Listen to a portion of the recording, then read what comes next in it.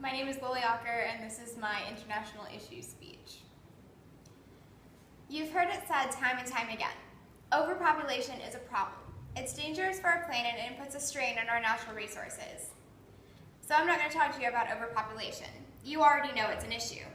What I'm going to talk to you about today is a facet of overpopulation that doesn't get talked about a lot, the trends in overpopulation.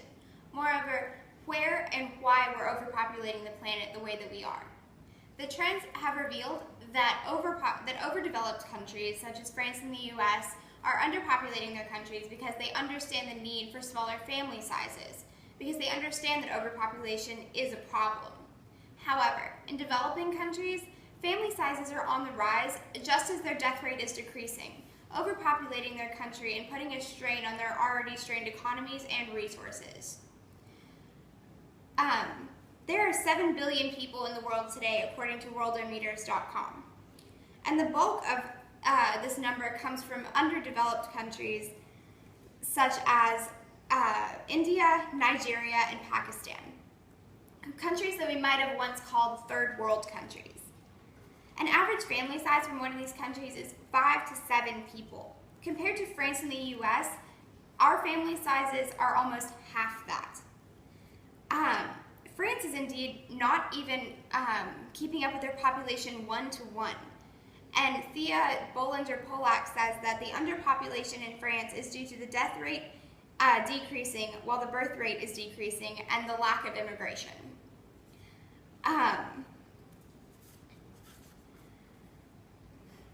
There's a dangerous imbalance across the globe about how big your family is and how much money your family makes. According to the International Labor Organization, the average monthly wage in India and Pakistan is between $250 and $300, and their family sizes are 5 to 7 people. However, in the US, our average monthly wage is $3,200, and our families are half the size. These numbers may come as a shock to you, but they are the reality. There are several causes of overpopulation. We live longer and we have more access to health care than ever before in human history. That means our death rate has been decreasing steadily in the last 100 years.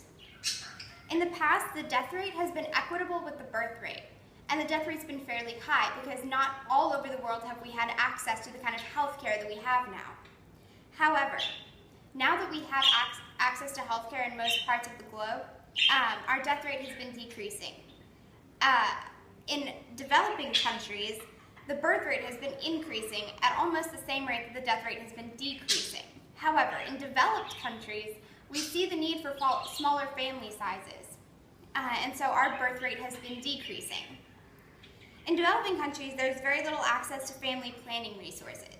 There's no standardized sex ed program available in these countries and very little access to resources like birth control. Due to a study at the Obafemi Awolowo University in the obstetrics department in Nigeria, a standardized sexual education program is the most cost-effective intervention that could be made to ensure the reproductive health of the Nigerian community. If we put in place programs like a sex ed program in these countries, it would lead to healthier reproductive practices, and then at the same time we could also promote family planning and smaller family sizes. So you see, there is no real solution to overpopulation, but there are steps we can take. Education is the main one.